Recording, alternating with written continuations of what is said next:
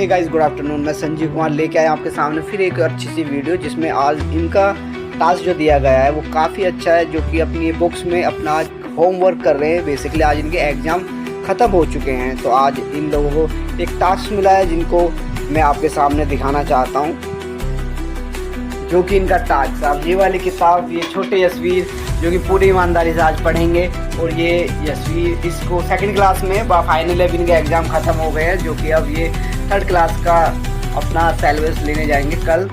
और जो हमारा सेकंड है वो राजवीर है, जो कि मैंने आपको लास्ट वीडियो में नहीं दिखाया था। ये अपना टास्क पूरा कर रहा है, जिसमें कि अपना इंग्लिश का काफ़ी अच्छा वर्क कर रहा है। इसके साथ आज इनका एग्ज़ाम काफ़ी ख़त्म हो गया है। उसके बाद